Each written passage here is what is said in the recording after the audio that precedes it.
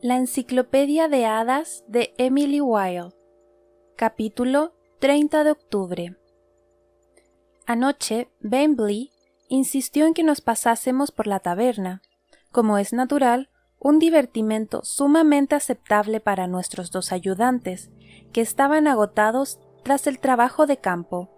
Lizzie y Henry, embajadores atractivos pero anodinos de la comunidad científica, fueron recibidos con calidez por los campesinos y la gente de bien por igual, e hicieron buenas migas con rapidez con los jóvenes del pueblo por su entusiasmo al probar la cerveza local.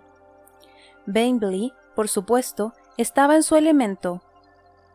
Con una rapidez que sospeché que establecería un récord incluso en los libros, no tardó en tener a la mitad de la taberna bramando de risa por una de sus historias sobre infortunios en el extranjero, narrada con un acento hochlandés encantador, mientras la otra mitad, más alejada, se cuchicheaba sobre él, incluyendo a varias señoritas a quienes oí planear invitaciones privadas de una naturaleza decididamente no académica. El resultado fue, sin duda, la tarde más divertida que había pasado en Rushwick, ya que los lugareños olvidaron en su mayor parte mi existencia ante la personalidad arrolladora de Bingley. Estaba encantada de permanecer sentada en un rincón con mi comida y mi libro sin hablar con nadie. Bingley parecía sentirse atraído especialmente por la hermosa hija de la leñadora, Lilja, y pasó buena parte de la tarde, cuando no ocupaba su hora pródiga en el escenario, cortejándola junto al fuego. Me temo que una de mis fuentes de diversión era la cortesía continuada con que ella recibía sus atenciones, la cual nunca fue más que tibia. Parecía que Bingley nunca se había topado con dicho resultado hasta entonces, dada la confusión que se podía advertir en su mirada, que seguía desviándose hacia Lilja al otro lado de la estancia. Esto, también, fue correspondido con un muro de indiferencia amistoso. La única persona que conversó conmigo fue la anciana Tora Gudrydottir, encorvada en la otra silla de la mesa del rincón. «No hay mucho con qué distraerse, ¿no?», dijo. Señalé el tomo académico que tenía entre las manos. «Esto es mucho más entretenido que las historias a las que me he visto sometida más de una vez. Eres como un témpano de hielo». A diferencia de Finn, no parecía que Tora lo dijese como un insulto. «No eres de las que se deja embelesar por una cara bonita, ¿eh? ¿Qué demonios estás leyendo?» Le expliqué que era un tratado sobre las hadas de los bosques de Rusia, las Leshy, sobre las cuales algunos académicos proponen que son parientes de las ocultas de Hochland. Aquellos inclinados a contemplar la idea de que existen. Tora pareció intrigada y me hizo muchas preguntas. «¿Me lo prestas?», dijo. «Por supuesto», respondí con cierta sorpresa y le tendí el libro. Tal vez, al terminar con su lectura, podría darme su opinión sobre las virtudes de la teoría de Wilkie. Ella resopló y pasó las páginas con el pulgar. «No necesito leerlo para saber que son paparruchas. No hay nada que se parezca a nuestras moradoras de las nieves, ni en este mundo ni en el siguiente». Parpadeé. «¿Se ha cruzado con otras hadas?» «Me he topado con ellas, con eso basta». «¿De verdad?» Tenía tantas preguntas que no sabía cuál hacer primero. Ella pareció darse cuenta y volvió a resoplar. «No hablaré de ellas aquí», dijo, «y tampoco debería hacerlo en ningún otro sitio, con lo poco que falta para el invierno, pero si vienes a casa al mediodía, cuando el sol brille y los vientos sean propicios, responderé tus preguntas, aquellas para las que tenga respuestas». Ante esto, acepté con entusiasmo. Ella volvió al libro y de vez en cuando resoplaba por la nariz con brusquedad, aunque a menudo desviaba la mirada en dirección a Bingley. Le pregunté si quería acercarse para oír sus historias. «Ah, prefiero disfrutar de las vistas», dijo, con una carcajada ante la que no pude evitar sonreír. Se acercó a Shadow, enroscado a mis pies bajo la mesa, con sus grandes ojos negros analizando cómo se desarrollaba la reunión, pero siempre volvía a mí con la precisión de un reloj. «Es un perro de lo más singular. ¿Lo tiene desde hace mucho?» «Desde hace unos años», respondí. Tora me hizo una serie de preguntas sobre Shadow y le conté la historia que me había inventado sobre cómo nos habíamos conocido, la cual intentaba no alterar. He descubierto que tener una sola historia que recordar es más fácil. Debí divertirme mucho en la taberna, pues dormí media hora más de lo acostumbrado esta mañana. Cuando me levanté, me encontré la cabaña vacía y a Shadow adormilado y feliz junto al fuego después de que le hubiesen dado el desayuno. La capa de Bentley no estaba, ni las de sus estudiantes, y los restos del desayuno estaban esparcidos por la mesa. Estaba asombrada. ¿Acaso mi regañina había calado de verdad en la mente de Bentley? ¿O estaba interrogando de nuevo al hada común sobre las puertas de las hadas? En cualquier caso, estaba contenta de tener unos momentos de paz y me senté a la mesa con mis notas y una taza de té. La puerta de Bentley se abrió de golpe y casi se me sale el corazón. Una joven pelirroja y llena de pecas asomó la cabeza. ¡Ah!, se rió con nerviosismo y se ciñó la sábana que la envolvía. Pensaba que estaba sola. Lo mismo digo. No pareció echarle cuentas al tono con que lo dije, y entró en la estancia principal con aires provocativos y una sonrisa.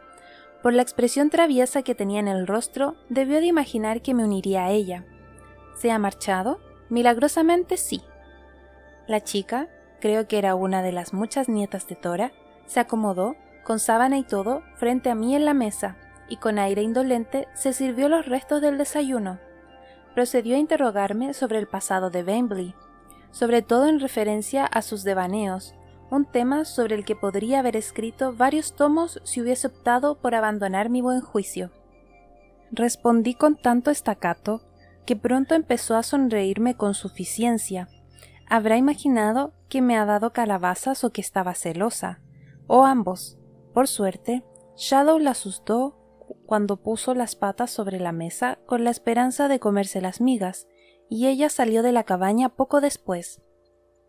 La mañana era gris y ventosa, con intervalos de aguanieve, la imagen más miserable que puede ofrecer el cielo, así que solo me animé a llegar hasta la fuente termal para mi visita, ahora habitual a Poe.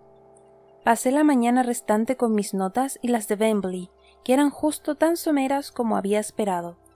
Se abrieron unos parches de cielo azul al mediodía, por lo que me calé el sombrero y guardé la cámara con la intención de adentrarme en las montañas para ir en busca del supuesto quilpe de Bentley, del cual Tora me había informado que lo denominaban Nikur en Hoshland. Sin embargo, justo cuando salía por la puerta, Bentley subía por el camino con el cuello del abrigo notablemente torcido y con aspecto apagado. Se sobresaltó un tanto al verme y luego desvió la mirada con una expresión de culpa.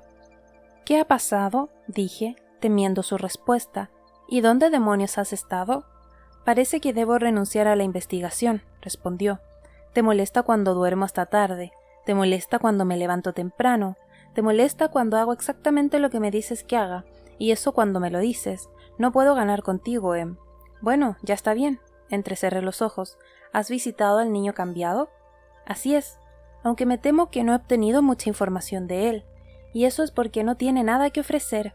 No sabe cuándo volverán sus padres ni cuándo lo abandonaron aquí. Observé el camino mientras pasaba junto a mí en dirección a la cabaña. ¿Dónde están nuestros asistentes? Pensé que lo mejor sería dejarlos en la taberna con los bolsillos a rebosar de monedas. Su tono no me gustó ni por asomo. ¿Y cuál es el motivo de tamaña generosidad por tu parte? Se tomó su tiempo para responder y utilizó a Shadow como excusa mientras lo saludaba con una muestra de afecto exagerada. Los llevé conmigo a la granja. ¡Ay cielos! Lo fulminé con la mirada. ¿Por qué harías tal cosa? Los aprendices no pueden manejar a criaturas de ese tipo. Soy responsable de su educación. La oportunidad de estudiar a un niño cambiado en persona es incalculable para cualquier estudiante en ciernes. Además, por cómo lo pintaste, parecía que la criatura era inofensiva, Em. Nunca dije tal cosa. Si piensas que bueno, lo insinuaste. Y dominaste a esa cosa con un pedacito de hierro. Eres tan temible como siempre supuse que serías. No importa tanto el hierro como conocer el comportamiento de las hadas, cosechado mediante una lectura extensiva y una amplia experiencia en el área. Lleva años alcanzar tal comprensión. Me lanzó una mirada que me costó interpretar. Si hubiese sabido lo que es ese niño cambiado, el poder que posee, no te habría dejado ir sola. Soy mejor amigo que eso. No necesitaba tu ayuda, grité. Manejé bien la situación. Se presionó las manos contra el rostro. Ayer estabas enfadada por mi falta de ayuda. Hoy casi me arrancas la cabeza por ayudar. Eres la persona más contradictoria que he conocido jamás. Aquello me bajó los humos. Que Wendell Bainbridge me etiquetase como contradictoria detendría en seco a cualquier persona sensible. Supongo que podría haber sido más directa, dije a regañadientes. Me senté a la mesa. Bueno, ¿qué vamos a hacer? No lo sé. Tomó asiento frente a mí. Levantó una rodilla y apoyó el brazo sobre ella. Con la otra mano hizo girar una de las tazas de té vacías. No sé qué ilusiones les ha mostrado la criatura. Solo sé que, dada su expresión, estaban espantados. Aún así, ambos parecieron más calmados después de comer y tomar algo de vino. Mañana los dejaré tranquilos. Sentí una pulsada de culpabilidad. Supongo que debería haber mencionado, dije, que ayer no dejé a la criatura de muy buen humor. La dio la cabeza hacia mí con una silenciosa mirada exasperada. Bueno, ¿qué ilusión te mostró a ti? Dije, para redirigir su atención. No importa. Frío, hielo y unos condenados lobos aullando. La taza repiqueteaba contra la mesa al girar. Basta decir que me he topado con hadas peores que ese mocoso. Mor y Asluk parecían decepcionados de que no me hubieses acompañado. ¿Te das cuenta de que eres capaz de inspirar efecto en los demás? Pensaba que solo los narcisistas y holgazanes. Se reclinó con una sonrisa tironeando de sus comisuras. ¿Sabes, Em? Podrías hacerte la vida mucho más fácil si intentaras gustar de vez en cuando. Eso hago, dije alzando la voz. Sus palabras me escocieron más de lo que él habría imaginado. Lo intentaba una y otra vez, o al menos solía hacerlo, y nunca obtuve resultados. Bueno, en cualquier caso, esta vez te has superado. Como has convencido a casi un pueblo entero para que te odiase en el lapso de una semana, va más allá de mi comprensión.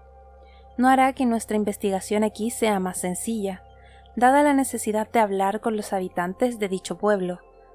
Emití un ruido de frustración. Me pasé una mano por el pelo y deshice más aún el recogido. Tenía razón y lo odiaba. No he hecho nada para ponerlos en mi contra. Solo que ofendí a Ud de alguna manera y parece que los demás se resienten en su nombre. Cuéntamelo, dijo, y empujó la silla con la rodilla para que se sostuviera sobre las patas traseras. Fruncí el ceño y le conté la visita funesta a la taberna. Para cuando terminé, él había compuesto una mueca y sacudía la cabeza. «Ay, dijo, ¿no te has documentado nada antes de venir?» Eso sí me molestó. ¿Que no me he documentado? ¿Qué quieres? No me refiero a las ocultas. No tengo dudas de que has recorrido Cambridge de punta a punta para buscar cada referencia a ellas, aunque sea de pasada. Te imagino aterrorizando a los pobres bibliotecarios. Me refería a los habitantes mortales de este encantador páramo invernal. Abrió su cartera y sacó un libro antes de lanzármelo. ¿Qué es? Parecía estar escrito en hochlandés. Una novela, dijo. Sacó otro libro y casi no lo atrapo. De naturaleza obscena, me temo. Para nada de tu gusto. Ese es el relato de una guerra comercial muy aburrida. Ten. Sacó un tercer libro, también en hochlandés. Una biografía de su última reina. Ese no es tan malo. Disparó a uno de sus pretendientes en el pie, por accidente, claro. Me crucé de brazos. Gracias, pero no hace falta que sigas, lo entiendo. ¿De verdad? ¿Acaso sabes leer hochlandés? Lo suficiente para salir del paso, mentí, pues no tenía intención de escucharle jactarse. Bainbridge estaba tan versado en idiomas que resulta irritante. Un pequeño prodigio. Las hadas saben hablar cualquier idioma mortal con el que tengan contacto, al igual que atraviesan de un lado a otro las barreras físicas erigidas por los mortales. También eluden las de nuestras culturas. La hospitalidad es importante para estas gentes, dijo. Lo sabrías si te hubieras molestado en aprender algo sobre ellas.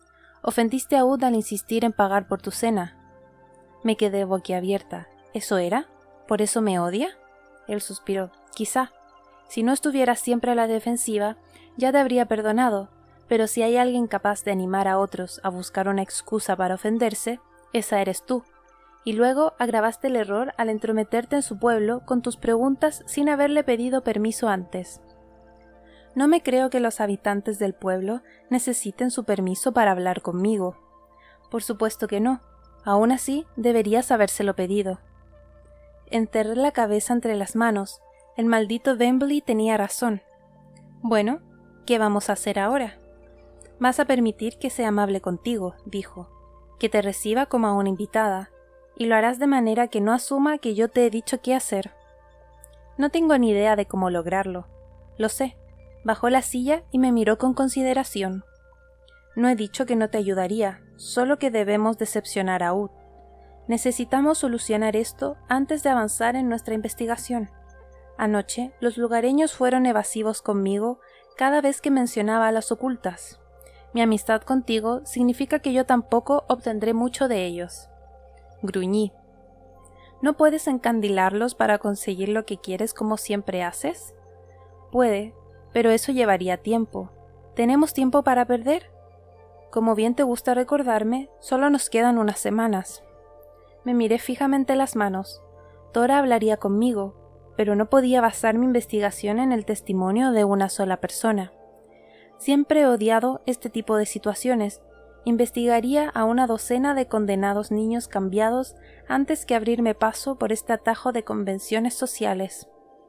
He pensado que, tal vez, simplemente debo evitar todo tipo de conversación de ahora en adelante, ya que siempre lo acabo fastidiando. Mi querida Emily, nunca te he visto tan abatida. Me contemplaba con afecto, y algo más, pero desapareció antes de que pudiese identificarlo. ¿Por qué no damos un paseo? Dejaré que me entretengas con una lista de tus exigencias. Luego puedo buscar un sitio bonito para echarme una siesta mientras persigues a alguna hada común a la que hostigar. Me gustaría ver el lago, dije ya de pie. Más que nada, quería alejar la conversación de mi mente. ¿Dices que encontraste un camino? Gruñó un poco, pero yo ya había salido por la puerta, así que se puso el abrigo y me siguió. Capítulo 31 de octubre. Cuando me levanté, todo estaba oscuro y en silencio. Al parecer, el entusiasmo de Bentley por despertarse temprano ha sido efímero. Bueno, está bien. Estaré mucho más tranquila para escribir en el diario. Acabo de abrir los póstigos. Un paisaje blanco y sombrío me devuelve la mirada mientras pongo por escrito estas palabras. Ayer llegamos al lago después de un ascenso empinado. Aquella imagen me paralizó en el sitio, una pequeña cuenca de un azul aterciopelado entre columnas de roca. A nuestras espaldas se extendía el feroz mar ártico cubierto de hielo, demasiado visible desde aquella altura. Demasiado.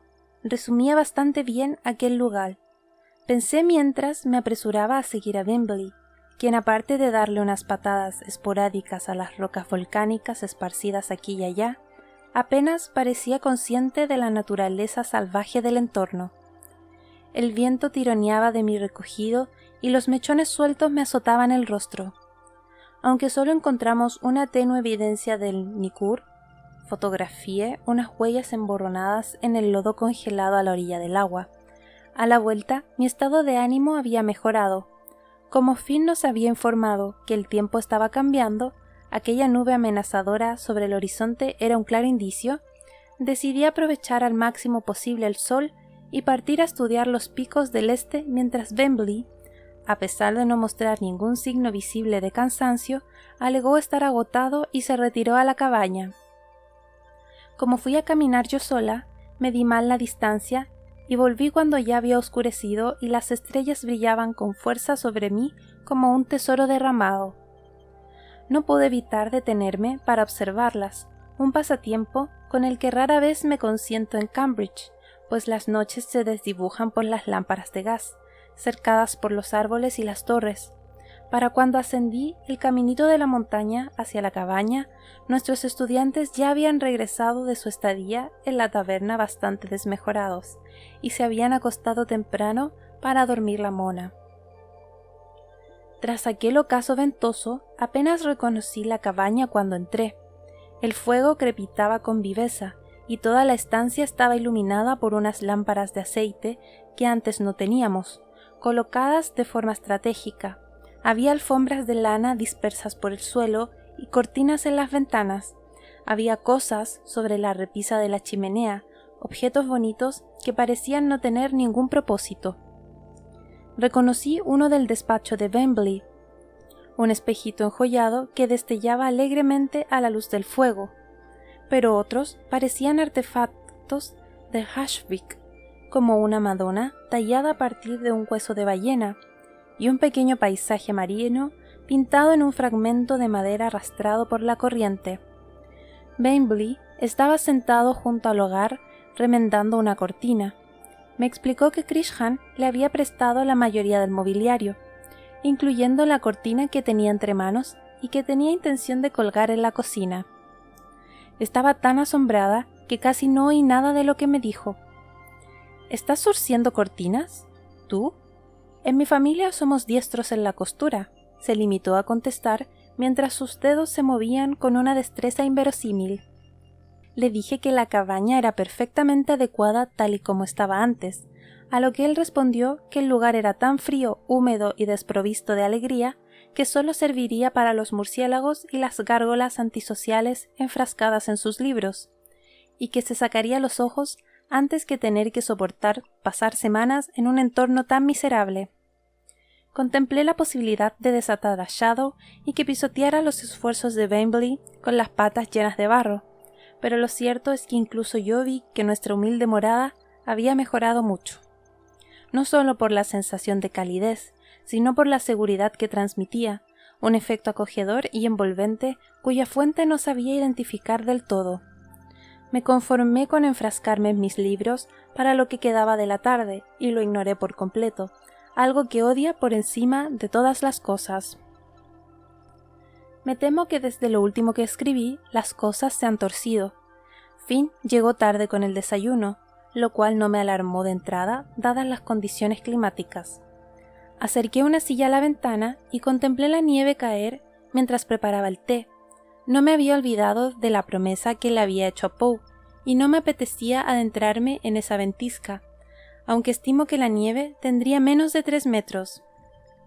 Mientras estaba allí, una especie de temor inexplicable creció en mi interior.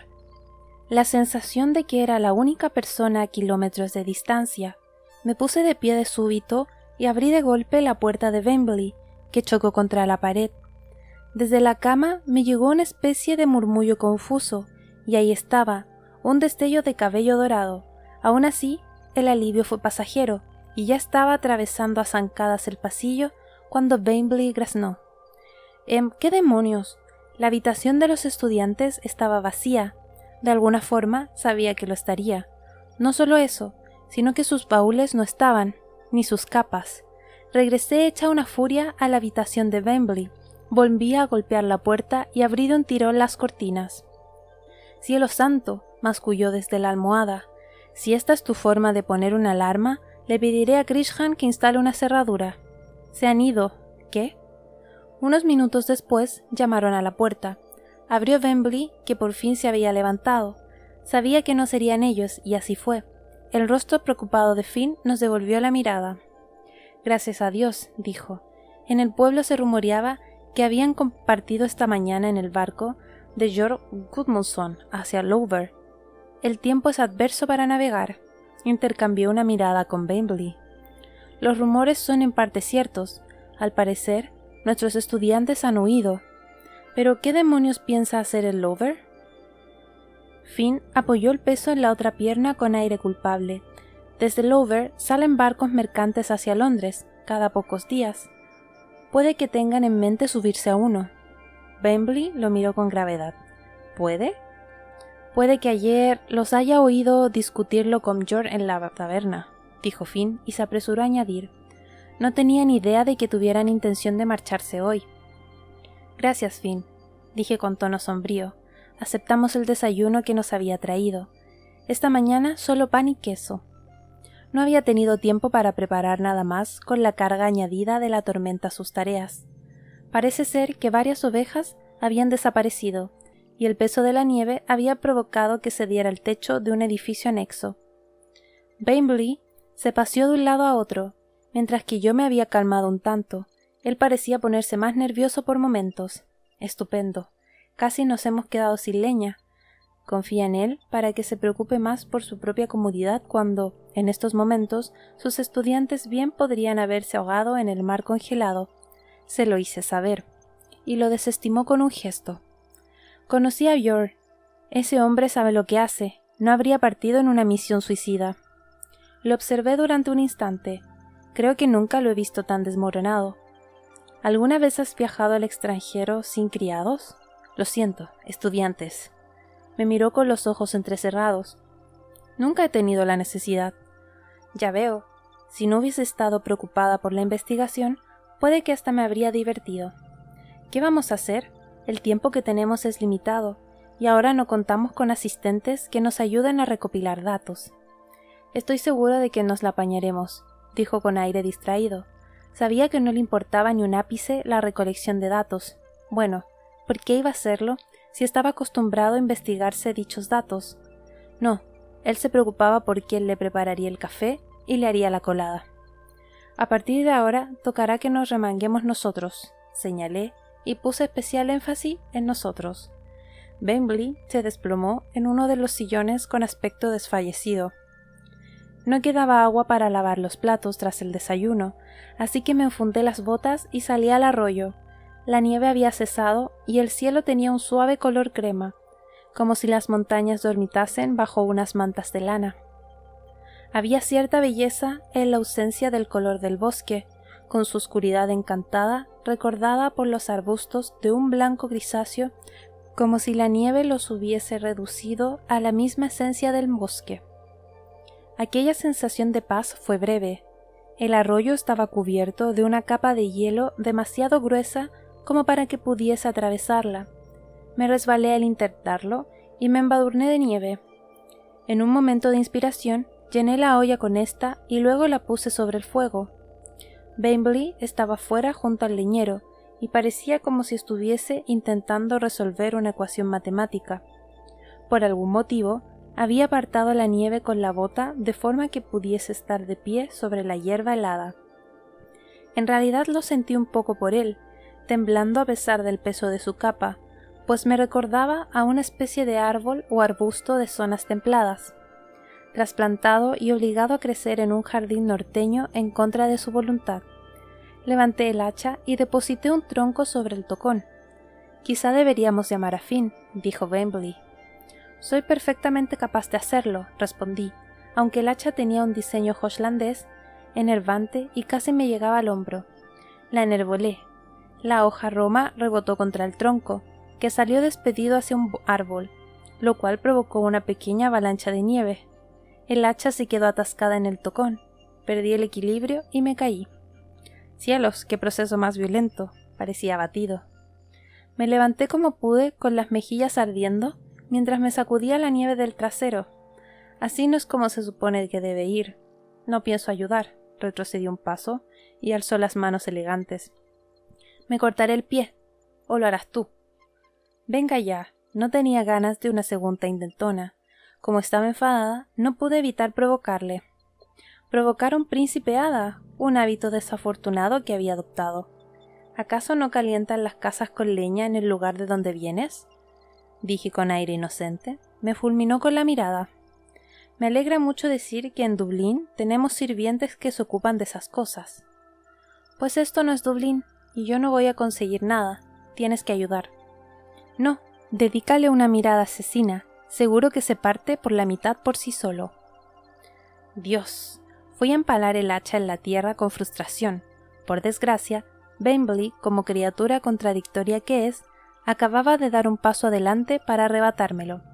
Cambié la dirección del hachazo justo a tiempo para no rebanarle el brazo, pero no lo bastante rápido como para salvar su manga. Maldita sea. Se presionó el brazo con la mano y al principio pensé que estaba siendo melodramático, pero luego la nieve comenzó a volverse rosa a sus pies. Lo sabía, espetó mientras la sangre manaba de entre sus dedos. Sabía que serías mi perdición. Ojalá hubieras apuntado a mi pie. Esta es mi capa favorita. Que le aspen a tu capa. Lo arrastré hacia la cabaña. Entra, estás sangrando. No sangraré menos dentro. Estás completamente loca. Pero permitió que lo llevase al interior, y fue dejando tras él un rastro de sangre como huellas rojas diminutas. Horrorizada, vi que la olla con nieve que había puesto al fuego se había desequilibrado al derretirse y se había volcado. Lo había extinguido salvo por unas brasas. Shadow, que se había despertado de su siesta junto al fuego, estaba sentado y estornudaba por el humo. Cuando retiramos la capa de Bingley, descubrimos que el hierro del hacha le había hecho un corte profundo y había llegado hasta el hueso. Un fragmento de piel colgaba como si fuese un trozo pálido de tela.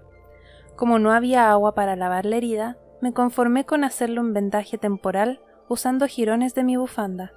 Para cuando terminé, Bingley tenía el brazo empapado de sangre y el rostro lívido. «Quédate aquí», dije. «¿Debo hacerlo? Vámonos de nuevo a las colinas». «Ni se te ocurra hablar». Estaba hecha un manojo de nervios, los estudiantes desaparecidos, la cabaña que se enfriaba con rapidez, la olla con el agua, todo lleno de sangre. Me llevó el doble de tiempo de lo que normalmente necesitaba para volver a encender el fuego, y me vi obligada a utilizar el último leño. Luego estaba el asunto de calentar más nieve en la olla, que ahora me daba pánico volcar. Estaba igual de preocupada por la escasez de ideas por parte de Wendell. Le examiné la herida de nuevo y me alarmó descubrir un charco de sangre en el suelo. «¿Por qué sigues sangrando?», pregunté, absurdamente ofendida. Él dejó escapar una risita. Había apoyado la cabeza sobre el brazo bueno. Casi me aputas la mano. Lo sacudí. «Dime qué hago. No tengo ni idea». Su voz sonaba débil. Nunca me había hecho una herida. Tampoco es que me importe mucho. Solté una sarta de maldiciones. Mi mente repasaba a toda velocidad todo lo que sabía sobre las hadas irlandesas, pasando los cuentos como si fuesen las páginas de un libro. Había uno que hablaba de un lord de las hadas herido, en batalla, cuidado por una muchacha mortal, tras lo cual él convirtió su pelo en oro y ella vivió como una reina y se compraba una casa nueva con cada centímetro de cabello que le crecía. Otra historia era sobre una doncella hada convertida en árbol, que un leñador cortó por la mitad solo para percatarse de su horror cuando el árbol comenzó a sollozar. Hay muchas historias sobre hadas cuidadas por mortales que han recuperado la salud, pero ninguna explicaba cómo. Las contaban personas a las que les encantaba oír que las hadas siempre han necesitado la ayuda de los mortales, y sobre las ostentosas recompensas que les conceden después. «Creo que necesito puntos», dijo. «¿Puedes hacerlo tú?» «No». Sonó tan seguro que no me planteé cuestionarlo. Apreté la bufanda y lo ayudé a llegar hasta su cama.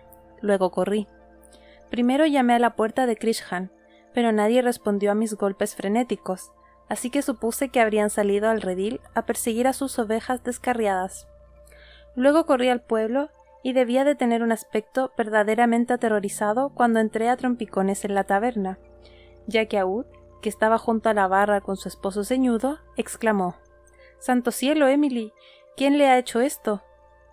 Me agarró por los hombros. Estaba tan espantada que no podía apartar la mirada de ella, lo que pareció alarmarla aún más. Al darme cuenta de que se refería a mis manos cubiertas de sangre, me recompuse y le expliqué la situación. Aún me escuchó con tanta quietud que me recordó a las montañas. «Ulfar, Tora, Lilja, vengan conmigo», dijo en hochlandés. «Ja», respondió Tora. Tomó el bastón y se puso en pie. «Ya voy». No recuerdo mucho del camino de vuelta a la cabaña. Me acuerdo de que Aud me sostenía el brazo y murmuraba: «Se pondrá bien, no se preocupe, se pondrá bien». Lo siguiente que estábamos junto al lecho de Wendell y las sábanas estaban empapadas de sangre. Su piel era del color de las cenizas antiguas. Tenía los ojos cerrados y el cabello dorado refulgía como el fuego contra la palidez. Ulfar echó unas hierbas en el agua y Aud le levantó el brazo a Wendell. Cosió la herida con la misma firmeza y terminó antes de que Tora entrase por la puerta. La anciana apoyó la mano en la frente de Bingley y chasqueó la lengua. «¿Qué?», pregunté demasiado alto. Me pitaban los oídos. «Nada», dijo Tora. «Le habrás accionado una vena». Ha perdido mucha sangre, pero eso no es una sentencia de muerte. Debería recuperarse en cuanto coma algo, me guiñó el ojo. Es más atractivo cuando duerme, ¿eh? Así no parece tan bocazas. Arrastró los pies hasta la cocina y empezó a golpear las ollas y sartenes.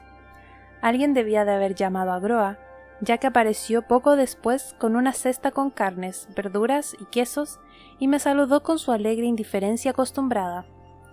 El estrépito en la cocina se intensificó, pero aún así Bentley no se inmutó. Para aquel entonces mi mente había comenzado a funcionar de nuevo y recordé el cuento del príncipe de las hadas irlandesas, cautivo en el fondo de un lago por una hada de agua, al que la princesa hada lo había liberado con un objeto del mundo de arriba. Salí corriendo por la puerta al tiempo que cotejaba mentalmente el cuento con otros relacionados con pócimas hechas por las hadas. Sí, podía funcionar. Nadie se había percatado siquiera de que me había ido, además de Lilja, que estaba en el jardín despachando el montón de leña. Se colgó el hacha del amplio hombro y gritó algo a mis espaldas, pero yo ya estaba a mitad de camino montaña arriba. El bosque estaba en silencio, mientras me escabullía bajo las ramas, que contenían el aliento de esa forma tan curiosa que tiene la naturaleza después de una nevada. Me debatí durante un instante, pues los montículos eran hondos en ciertas zonas, y se llenaban las botas de nieve. Ahí estaba, un sauce rojo, escuálido y rebelde, el único árbol que estaba segura de que también crecía en Irlanda. Le arranqué un puñado de hojas marrones y corrí de vuelta a la cabaña. Bentley estaba solo en su habitación, todavía dormido y pálido, mientras que las mujeres hacían ruido en la cocina. Con una inseguridad repentina, pasé la mirada de Bentley a las hojas que tenía en la mano. Tal vez no hiciera falta aquel remedio desesperado, pero había algo en el rostro de Wendell que hizo que el terror me recomiera de nuevo. Si lo miraba desde ciertos ángulos, parecía perder su corporeidad, como le había pasado al niño cambiado. La maraña de mis pensamientos se puso en orden y recordé que la princesa hada había preparado un té. Sí, un té, pues la debilidad del príncipe no se debía al ahogamiento, sino a estar desvinculado de su mundo verde. Llené una taza con agua caliente de la tetera y la llevé junto al lecho de Bentley. Allí desmenucé las hojas dentro y las sostuve contra sus labios.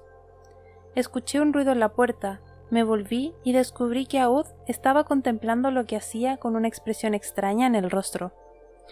¿Por qué? Comenzó, y cuando sus ojos se posaron sobre Bentley, que se desvanecía y aparecía contra la almohada como si su contorno se desdibujase de manera sutil, me interpuse entre ellos para bloquearle la vista.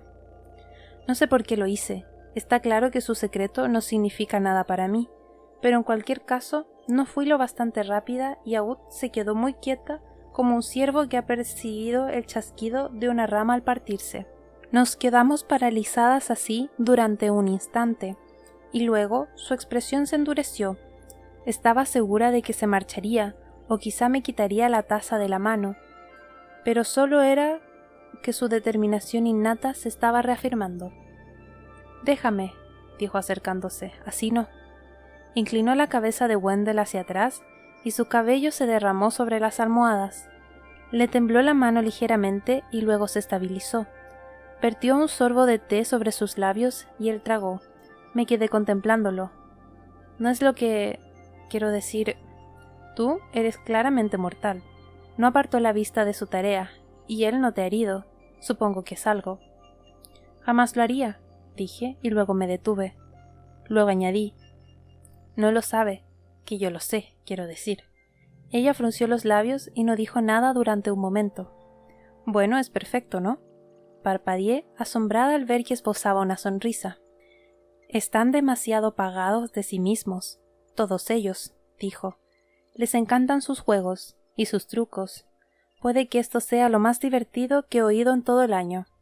Apenas lo conozco, pero estoy segura de que se lo tiene bien merecido». Se me escapó una carcajada. Wendell murmuró algo. Aud me devolvió la taza y regresó a la cocina sin decir una palabra más.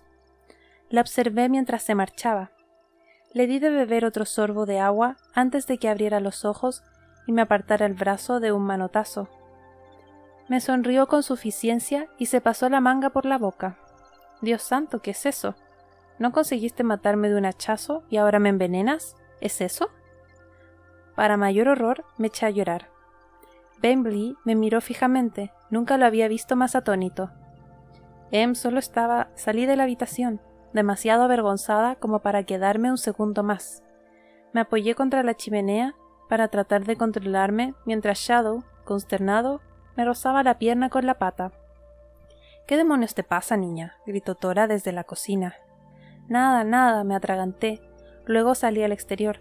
Se me quitaron las ganas de llorar con aquel frío gélido, así que le eché una mano a Lilja y amontoné la leña cortada. En cuestión de minutos había llenado la caja de la leña de nuevo. Bentley se había levantado y volvía a parecer el mismo cuando ya daba el tercer viaje. Estaba en la cocina riéndose con Aud y Tora sobre algo. —¿Dónde está Ulfar? —dije, aunque no me importaba. —Está atrás, tapando un agujero en la pared —respondió Aud—. Tengo que hablar con Krishnan. No debería hospedar invitados en un antro. Es un milagro que no se hayan congelado hasta ahora. Ningún alojamiento es un antro después de haberte hospedado en una cripta suiza anunciada como un pedazo de la serenidad de los Alpes, dijo Bentley, desplegando su encanto mientras suscitaba otra ronda de risas al tiempo que esquivaba limpiamente el insulto de Aud a nuestro anfitrión. Nos sentamos y comimos estofado de cordero, mejillones y una tortita suave hecha con musgo molido. A pesar de que Aud seguía desviando la mirada en dirección a Bentley con más frecuencia de la necesaria, él no pareció advertir nada raro en ello, lo cual no me sorprendió ni un poco. —Bueno, no quiero oír hablar de dinero —me dijo Aud después con un tono algo afilado. Coincidí con ella en ese punto entre balbuceos y algo en mi tono de voz, o quizás en mi estado desaliñado, que pareció suavizarla. Me dio un apretón de manos. —Ten cuidado —dijo, y percibí varios significados en sus palabras, ninguno de los cuales estaba en condiciones de analizar. Cuando todos se hubieron marchado, dejaron atrás el eco de sus voces y del jilgorio. Bentley se volvió hacia mí con la confusión reflejada en su rostro, pero antes de que pudiera decir una palabra, anuncié que tenía intención de visitar a Poe en la fuente termal, pues todavía no había cumplido la promesa de despejar la nieve de su hogar, y en verdad lo tenía muy presente, y me apresuré a salir con Shadow pisándome los talones. Me avergüenza volver a leer esto. Normalmente intento que estos diarios sean profesionales, y aún así, en esta expedición, me sorprende que me cueste cumplir con esta norma continuamente. Culpo a Bentley, por supuesto. Supongo que los límites difusos son de esperar cuando se trabaja con las hadas.